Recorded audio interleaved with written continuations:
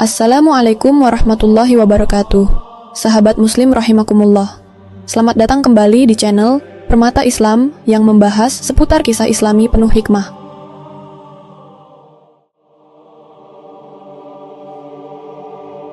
Bagaimana jika dunia yang kita jalani hari ini sebenarnya tidak lagi berada di fase yang sama seperti yang kita kenal selama ini? Segalanya tampak berjalan normal. Kota-kota tetap ramai, teknologi terus berkembang, manusia sibuk dengan rutinitasnya masing-masing. Tidak ada tanda yang benar-benar mencolok bagi kebanyakan orang. Tidak ada suara gemuruh dari langit. Tidak ada perubahan drastis yang langsung mengguncang kesadaran manusia secara massal. Namun justru disitulah letak keanehannya. Ketika semuanya terlihat biasa, seringkali itulah momen di mana sesuatu yang besar sedang bergerak. Tanpa disadari, sejarah tidak selalu dimulai dengan ledakan besar. Kadang ia dimulai dengan sesuatu yang sangat halus, sebuah isyarat kecil yang hanya ditangkap oleh sedikit orang.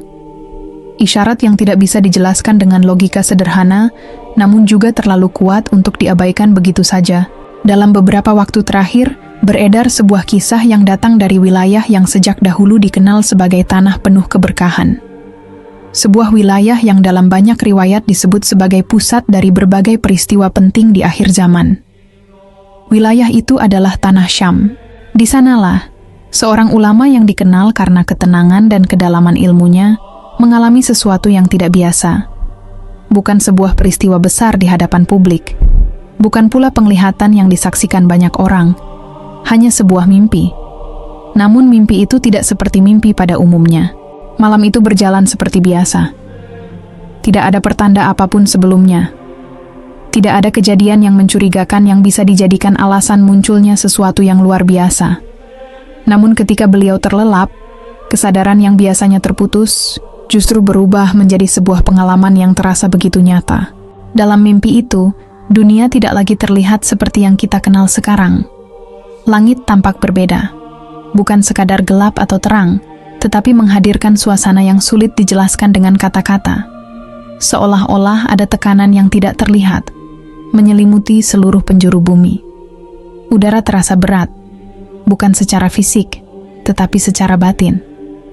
Ada sesuatu yang membuat hati terasa sempit, seakan dunia sedang menahan napasnya sendiri. Di berbagai penjuru, kekacauan tampak terjadi. Bukan hanya dalam bentuk perang atau konflik fisik, tetapi sesuatu yang jauh lebih dalam. Nilai-nilai yang selama ini dijunjung tinggi mulai runtuh. Batas antara benar dan salah menjadi kabur. Manusia kehilangan arah, bukan karena tidak memiliki pengetahuan, tetapi karena kehilangan pegangan. Orang-orang berjalan seperti biasa, namun wajah mereka menyimpan kegelisahan yang sama. Tidak ada yang benar-benar tenang, tidak ada yang benar-benar merasa aman. Seolah-olah seluruh manusia berada dalam satu fase yang sama. Fase ketidakpastian yang panjang dan melelahkan. Dalam suasana seperti itu, berbagai peristiwa besar terjadi silih berganti. Bukan satu kejadian yang berdiri sendiri, melainkan rangkaian peristiwa yang saling terhubung. Setiap kejadian terasa seperti bagian dari sesuatu yang lebih besar. Sesuatu yang tidak bisa dihentikan. Gunung-gunung tampak tidak lagi kokoh seperti sebelumnya. Laut seakan menyimpan rahasia yang belum terungkap. Kota-kota besar yang dahulu menjadi simbol kemajuan terlihat rapuh, bukan karena bangunannya runtuh, tetapi karena sistem yang menopangnya mulai kehilangan kendali. Namun yang paling menggetarkan bukanlah semua itu. Di tengah kekacauan yang begitu luas, di saat harapan terasa semakin tipis, muncul sesuatu yang berbeda. Bukan suara, bukan cahaya yang menyilaukan, tapi sebuah kehadiran. Awalnya samar, hampir tidak terlihat, seperti titik kecil di tengah kegelapan yang luas. Namun perlahan, titik itu semakin jelas. Bukan karena ukurannya membesar, tetapi karena kontrasnya dengan keadaan di sekitarnya.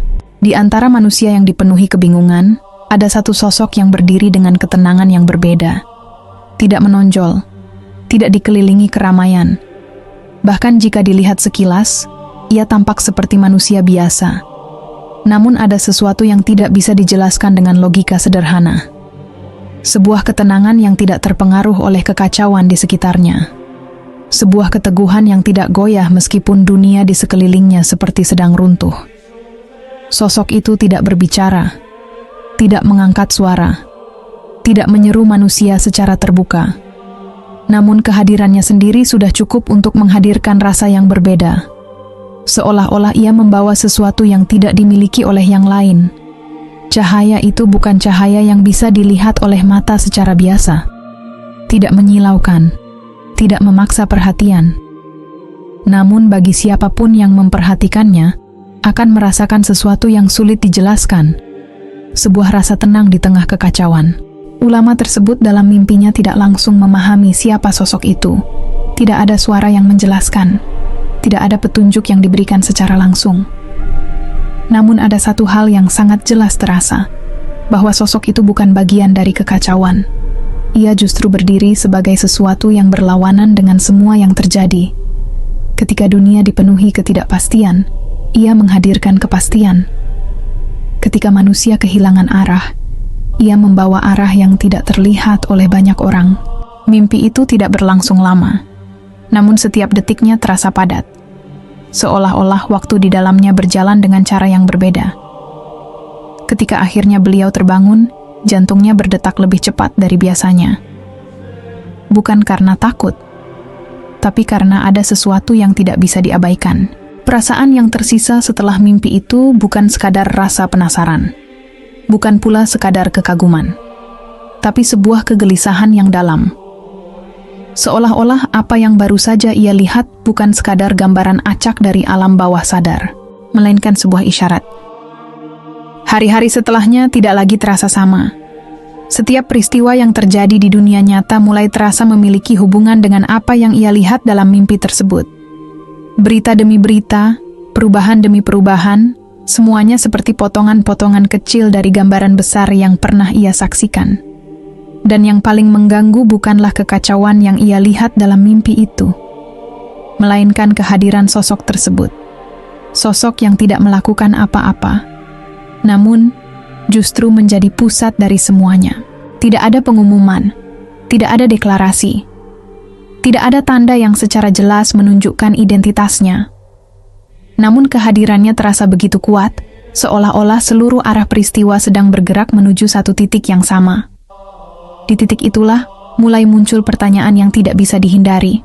Jika semua ini benar-benar sebuah isyarat, jika semua yang terlihat dalam mimpi itu bukan sekadar gambaran acak, maka siapa sebenarnya sosok itu? Dan mengapa kehadirannya terasa begitu dekat, namun begitu tersembunyi? Sebuah kesadaran perlahan mulai muncul, membawa kegelisahan yang tidak mudah dijelaskan, bahwa apa yang terlihat dalam mimpi itu terasa terlalu nyata untuk dianggap sekadar bunga tidur. Dalam berbagai riwayat yang tersebar dan dijaga turun-temurun, selalu ada satu pola yang tidak pernah berubah. Kemunculan seorang pemimpin besar di akhir zaman bukanlah peristiwa yang terjadi secara tiba-tiba, melainkan sebuah puncak dari rangkaian kejadian yang telah disusun jauh sebelumnya. Seolah-olah dunia tidak langsung melompat ke titik perubahan, tetapi digiring perlahan menuju sebuah fase yang tidak bisa dihindari. Pemahaman ini kemudian membuka satu lapisan baru dari mimpi yang sebelumnya terasa samar. Apa yang dilihat oleh sang ulama bukanlah potongan peristiwa yang berdiri sendiri, melainkan bagian dari alur panjang yang telah disebutkan dalam banyak riwayat, bahwa sebelum hadirnya sosok yang membawa keadilan, akan ada figur-figur lain yang muncul lebih dulu, sebagai pembuka jalan, sekaligus sebagai ujian. Di titik inilah, dua nama mulai sering muncul dalam diskusi-diskusi yang sebelumnya hanya terbatas di kalangan tertentu. Nama yang jarang dibicarakan secara terbuka, namun selalu hadir dalam pembahasan yang mendalam tentang akhir zaman. Yang pertama adalah sosok yang digambarkan sebagai pemimpin yang membawa ketenangan di tengah kekacauan. Ia bukan sosok yang muncul dengan ambisi besar atau kekuatan yang menindas, melainkan seseorang yang kehadirannya justru memberi rasa aman. Dalam banyak penjelasan, ia digambarkan memimpin dengan keadilan, mengembalikan sebagian tatanan yang sempat runtuh, dan menjadi penyeimbang di tengah dunia yang mulai kehilangan arah. Namun di sisi lain muncul pula sosok kedua, yang kehadirannya justru menjadi kebalikan dari yang pertama. Jika yang satu membawa ketenangan, maka yang ini menghadirkan ketakutan. Jika yang satu menguatkan, maka yang ini menghancurkan. Sosok ini tidak hanya sekadar menjadi pemimpin yang zalim, tetapi juga simbol dari puncak kekacauan yang akan melanda dunia. Kedua sosok ini bukan sekadar karakter dalam cerita, melainkan bagian dari mekanisme besar yang secara perlahan mulai terlihat dalam realitas. Mereka adalah dua kutub yang berlawanan, satu menarik ke arah harapan, satu lagi menyeret ke dalam kegelapan, dan di antara keduanya manusia dipaksa untuk memilih, bahkan tanpa mereka sadari. Yang menarik, kemunculan dua figur ini tidak selalu disadari sebagai bagian dari sesuatu yang lebih besar. Banyak orang melihatnya hanya sebagai dinamika politik, konflik regional, atau sekadar perubahan kekuasaan yang biasa terjadi dalam sejarah. Namun bagi mereka yang memperhatikan dengan lebih dalam, pola ini terasa terlalu konsisten untuk dianggap kebetulan. Perlahan, dunia mulai menunjukkan gejala yang tidak biasa. Konflik yang sebelumnya terlokalisasi mulai meluas. Ketegangan yang dulu hanya terasa di wilayah tertentu kini mulai merembet ke berbagai penjuru. Narasi tentang keadilan dan kezaliman tidak lagi sekadar menjadi wacana, tetapi berubah menjadi kenyataan yang bisa dirasakan langsung oleh banyak orang. Di tengah situasi ini, tekanan terhadap umat juga mulai terasa semakin nyata. Bukan hanya dalam bentuk fisik, tetapi juga dalam bentuk yang lebih halus, melalui informasi, opini, dan arus pemikiran yang secara perlahan mengaburkan batas antara benar dan salah. Ketakutan tidak lagi datang dalam bentuk yang jelas, tetapi hadir sebagai kegelisahan yang sulit dijelaskan. Orang-orang mulai merasakan bahwa ada sesuatu yang berubah, meskipun mereka tidak bisa menunjukkannya secara pasti. Seolah-olah dunia masih berjalan seperti biasa, tetapi di bawah permukaan, ada arus besar yang sedang bergerak. Dan di tengah semua itu, kehadiran dua sosok tadi mulai terasa semakin relevan. Bukan karena mereka telah muncul secara jelas di hadapan semua orang, tetapi karena tanda-tanda yang mengarah kepada mereka mulai terlihat dalam berbagai bentuk. Yang satu mulai dikenali melalui ketenangan yang ia bawa, meskipun dalam skala yang masih terbatas. Yang satu lagi mulai terasa melalui jejak kehancuran yang ia tinggalkan, meskipun banyak yang belum menyadari sumbernya. Kontras antara keduanya semakin memperjelas bahwa dunia tidak sedang bergerak secara acak. Ada arah yang sedang dituju, ada skenario yang sedang berjalan, dan manusia, dengan segala keterbatasannya, hanya menjadi bagian kecil dari alur yang jauh lebih besar. Ketegangan pun mulai meningkat, bukan dalam bentuk ledakan besar yang terlihat oleh semua orang, tetapi dalam bentuk tekanan yang perlahan menumpuk. Seperti udara yang semakin berat sebelum badai benar-benar datang. Tidak ada yang bisa menunjuk satu momen pasti sebagai awal dari perubahan ini, tetapi semua orang bisa merasakannya. Dalam kondisi seperti ini, banyak yang mulai mencari pegangan. Sebagian mencoba memahami melalui analisis rasional, sebagian lagi melalui pendekatan spiritual. Namun semakin dalam mereka mencari, semakin jelas bahwa apa yang sedang terjadi tidak bisa dijelaskan hanya dengan satu sudut pandang saja. Dunia seolah-olah sedang dipersiapkan, bukan secara terbuka, bukan dengan pengumuman besar, tetapi melalui rangkaian kejadian yang saling terhubung. Setiap konflik, setiap perubahan, setiap kemunculan tokoh, semuanya seperti potongan puzzle yang perlahan mulai membentuk gambar utuh. Dan di titik inilah, kesadaran mulai muncul bahwa kemunculan dua sosok tersebut bukanlah akhir dari cerita. Justru sebaliknya. Itu adalah tanda bahwa sesuatu yang jauh lebih besar sedang mendekat. Sesuatu yang tidak hanya akan mengubah arah dunia, tetapi juga menentukan posisi setiap manusia di dalamnya.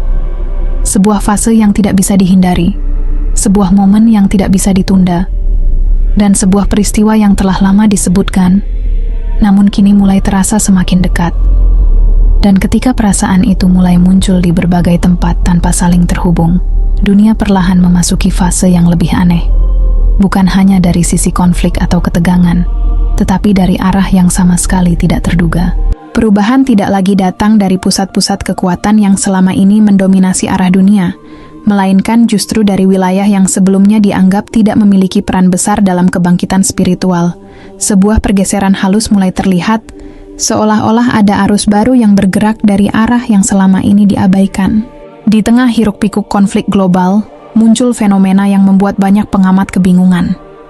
Negara-negara yang selama puluhan tahun dikenal dengan identitas yang jauh dari nilai-nilai keislaman, tiba-tiba menunjukkan sikap yang berbeda. bukan sekadar netral, tetapi mulai memperlihatkan bentuk penerimaan yang tidak biasa. Di wilayah timur yang dingin dan selama ini identik dengan kekuatan militer serta ideologi keras, mulai terlihat tanda-tanda perubahan yang sulit dijelaskan dengan logika politik semata. Pernyataan-pernyataan yang sebelumnya tidak pernah terdengar, kini muncul ke permukaan dengan nada yang tegas, membela kehormatan sosok yang selama ini sering menjadi sasaran penghinaan di berbagai belahan dunia. Lebih dari itu, perubahan tidak berhenti pada ucapan. Ia menjelma menjadi tindakan nyata yang perlahan membentuk lanskap baru. Masjid-masjid mulai berdiri dengan arsitektur megah di kota-kota besar yang sebelumnya tidak dikenal sebagai pusat peradaban Islam. Suara azan yang dulu terasa asing, kini mulai menjadi bagian dari keseharian. Di ruang-ruang pendidikan, nilai-nilai yang bersumber dari ajaran Islam mulai diperkenalkan secara terbuka. Generasi muda yang lahir di lingkungan yang jauh dari tradisi Islam, kini mulai mengenal ayat-ayat suci, mempelajari sejarah, dan memahami ajaran yang sebelumnya tidak pernah tersentuh oleh sistem pendidikan mereka. Fenomena ini bukan hanya mengejutkan, tetapi juga membingungkan. Banyak yang mencoba menjelaskannya sebagai strategi politik, sebagai langkah diplomasi, atau sebagai upaya mencari keseimbangan baru dalam peta global. Namun semakin diperhatikan, semakin terasa bahwa perubahan ini tidak sepenuhnya bisa dijelaskan dengan pendekatan tersebut. Karena di saat yang sama, di belahan dunia lain, yang selama ini mengklaim diri sebagai pusat peradaban modern, justru terjadi pergerakan yang berlawanan. Nilai-nilai spiritual semakin ditekan, identitas keagamaan seringkali dipersempit, dan segala sesuatu yang berkaitan dengan Islam perlahan diposisikan sebagai sesuatu yang harus diawasi. Kontras ini menciptakan sebuah pola yang tidak biasa. Di satu sisi, ada wilayah yang secara perlahan membuka diri terhadap nilai-nilai Islam. Di sisi lain, ada wilayah yang justru semakin menjauh dan memperketat kontrol terhadapnya. Seolah-olah dunia sedang dibagi dalam dua arah yang berbeda. Dan di antara dua arus ini, muncul satu pertanyaan yang sulit diabaikan. Mengapa perubahan ini terjadi sekarang? Mengapa pergeseran ini muncul di waktu yang bersamaan dengan meningkatnya ketegangan global, dengan munculnya berbagai konflik, dan dengan semakin seringnya tanda-tanda yang sebelumnya hanya disebut dalam riwayat lama mulai terasa dalam kehidupan nyata? Bagi sebagian orang, ini mungkin hanya kebetulan yang terjadi secara bersamaan. Namun, bagi mereka yang mencoba melihat lebih dalam, pola ini terasa terlalu rapi untuk dianggap sebagai kebetulan semata. Seperti ada tangan tak terlihat yang sedang menyusun ulang posisi-posisi penting di atas panggung dunia. Seperti ada persiapan yang sedang berlangsung, tetapi tidak diumumkan secara terbuka. Fenomena dari timur ini kemudian mulai dilihat bukan sebagai kejadian terpisah, tetapi sebagai bagian dari rangkaian yang lebih besar. Sebuah proses yang perlahan mengubah arah dunia tanpa banyak disadari oleh mayoritas manusia. Karena, jika dilihat dari sudut pandang yang lebih luas, kebangkitan tidak selalu datang dari tempat yang kuat secara materi. Ia tidak selalu muncul dari pusat kekuasaan, dari negara-negara besar, atau dari wilayah yang selama ini dianggap sebagai pemimpin dunia. Seringkali, perubahan besar justru dimulai dari tempat yang tidak terduga. Dari wilayah yang sebelumnya dipandang sebelah mata, dari arah yang tidak pernah masuk dalam perhitungan manusia. Dan ketika pola ini mulai terlihat, muncul pemahaman baru yang perlahan menggeser cara pandang banyak orang, bahwa apa yang selama ini dianggap sebagai pusat belum tentu menjadi titik awal perubahan, bahwa apa yang selama ini dianggap lemah bisa saja menjadi sumber kekuatan yang sebenarnya, bahwa arah kebangkitan tidak selalu mengikuti logika manusia, dan mungkin justru datang dari arah yang selama ini tidak pernah benar-benar diperhatikan. Namun di balik semua pergeseran besar itu, ada satu lapisan lain yang jauh lebih dalam. Lapisan yang tidak terlihat oleh mata, tetapi dirasakan oleh hati. Sebuah fase yang tidak ditandai oleh ledakan atau perubahan politik, melainkan oleh sesuatu yang jauh lebih halus dan jauh lebih berbahaya. Perlahan, tanpa banyak disadari, manusia mulai memasuki sebuah kondisi yang pernah digambarkan dalam berbagai riwayat sebagai salah satu ujian paling gelap di akhir zaman.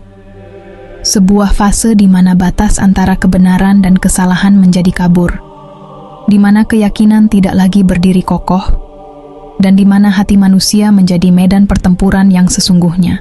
Inilah yang oleh para ulama disebut sebagai fitnah duhaimah. Bukan fitnah yang datang dengan wajah yang jelas, bukan pula ujian yang bisa dengan mudah dikenali. Ia tidak mengetuk pintu, tidak memberi tanda peringatan. Ia masuk perlahan, menyusup ke dalam kehidupan sehari-hari, hingga akhirnya menjadi bagian dari sesuatu yang dianggap normal. Gelapnya bukan karena tidak ada cahaya, tetapi karena cahaya itu tertutup secara perlahan. Membingungkannya bukan karena tidak ada petunjuk, tetapi karena petunjuk itu tertimbun oleh begitu banyak suara yang saling bertentangan. Dalam fase ini, seseorang bisa merasa yakin pada pagi hari, lalu meragukan keyakinannya sendiri di sore hari. Apa yang sebelumnya dianggap benar bisa tiba-tiba terasa asing. Apa yang dulu jelas, kini menjadi samar. Dan yang paling mengkhawatirkan, perubahan ini seringkali tidak disadari.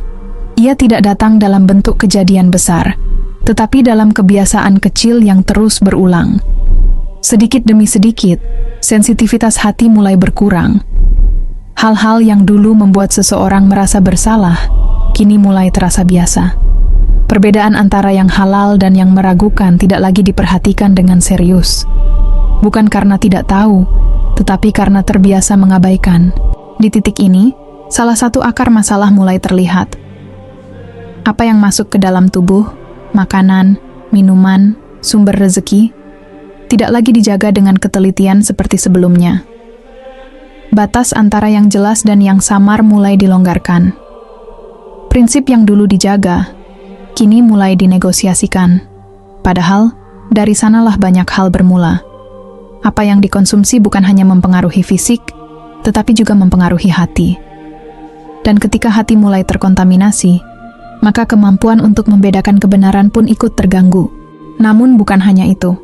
Di sisi lain, dunia menawarkan begitu banyak hal yang membuat manusia merasa cukup tanpa harus kembali kepada sumber kebenaran. Kemudahan, kenyamanan, dan kemewahan hadir dalam berbagai bentuk, menciptakan ilusi bahwa kehidupan bisa berjalan tanpa perlu keterikatan yang kuat dengan nilai-nilai spiritual. Kecintaan terhadap dunia tidak lagi terasa berlebihan, karena semua orang melakukannya. Ambisi dianggap sebagai hal yang wajar. Kesibukan dianggap sebagai alasan. Dan perlahan, hubungan dengan Sang Pencipta mulai bergeser menjadi sesuatu yang ditempatkan di sela-sela, bukan sebagai pusat dari kehidupan. Inilah yang membuat fitnah ini begitu berbahaya. Ia tidak memaksa, tetapi membiasakan. Ia tidak merusak secara tiba-tiba, tetapi mengikis sedikit demi sedikit. Dan karena prosesnya lambat, banyak yang tidak menyadari bahwa mereka sedang berada di dalamnya. Secara lahiriah, kehidupan terlihat berjalan seperti biasa. Aktivitas tetap berlangsung, interaksi sosial tetap ada. Dunia tampak stabil di permukaan. Namun jika dilihat lebih dalam, ada sesuatu yang berubah. Ketahanan spiritual melemah. Keyakinan menjadi rapuh. Dan manusia, tanpa sadar, menjadi lebih mudah terombang-ambing oleh keadaan. Dalam kondisi seperti ini, dunia sebenarnya sedang mengalami proses penyaringan. Bukan penyaringan yang terlihat, tetapi yang terjadi di dalam hati masing-masing manusia. Siapa yang tetap bertahan dengan keyakinannya, meskipun dikelilingi oleh kebingungan? Siapa yang tetap menjaga prinsipnya, meskipun godaan datang dari berbagai arah? Dan siapa yang perlahan larut, tanpa benar-benar menyadari bahwa ia sedang terseret? Fase ini bukan sekadar masa sulit. Ia adalah titik penentuan. Karena setelah ini, arah yang diambil oleh setiap individu akan semakin jelas. Dan di tengah kondisi yang semakin tidak menentu ini, pencarian akan jawaban pun semakin menguat. Manusia mulai menyadari bahwa solusi dari kekacauan ini tidak bisa hanya berasal dari sistem, dari teknologi, atau dari kekuatan duniawi semata. Ada kebutuhan akan sesuatu yang lebih dalam, sesuatu yang mampu mengembalikan keseimbangan, sesuatu yang tidak hanya menyentuh permukaan, tetapi juga menyentuh inti dari permasalahan itu sendiri. Di titik inilah, berbagai riwayat yang sebelumnya hanya dianggap sebagai bagian dari masa depan mulai terasa relevan. Bukan lagi sebagai cerita, tetapi sebagai kemungkinan. Bukan lagi sebagai konsep, tetapi sebagai jawaban. Sosok yang selama ini disebut-sebut dalam berbagai sumber mulai dipahami dalam konteks yang berbeda. Ia bukan sekadar figur yang akan datang di suatu waktu yang tidak pasti, tetapi bagian dari solusi yang telah disiapkan untuk menghadapi fase seperti ini. Seseorang yang tidak muncul karena ambisi, tidak bergerak karena dorongan kekuasaan, dan tidak dikenal karena pencitraan. Justru sebaliknya, keberadaannya tersembunyi di tengah manusia biasa, hidup seperti yang lain, berjalan tanpa menarik perhatian, namun membawa sesuatu yang tidak dimiliki oleh kebanyakan orang, keteguhan yang tidak tergoyahkan oleh kondisi sekitarnya. Itulah mengapa, dalam banyak penjelasan, sosok ini tidak mudah dikenali. Bukan karena tidak ada tanda, tetapi karena tanda itu tidak selalu terlihat oleh mata yang tidak siap. Di tengah dunia yang sibuk dengan kebisingannya sendiri, kehadiran seperti ini bisa saja terlewat begitu saja. Dan mungkin justru itulah bagian dari hikmah yang lebih besar, bahwa tidak semua yang penting harus terlihat, bahwa tidak semua yang menentukan harus dikenali sejak awal. Karena ketika waktu itu benar-benar tiba, tidak ada lagi ruang untuk keraguan. Segala sesuatu akan bergerak dengan cepat, dan apa yang sebelumnya tersembunyi akan muncul ke permukaan dengan cara yang tidak bisa dihentikan. Dunia mungkin terlihat berjalan seperti biasa, namun di balik semua itu, manusia sedang diuji tanpa mereka sadari. Dan ketika waktu itu benar-benar tiba, yang datang bukan sekadar perubahan, melainkan sebuah kepastian yang telah lama dijanjikan.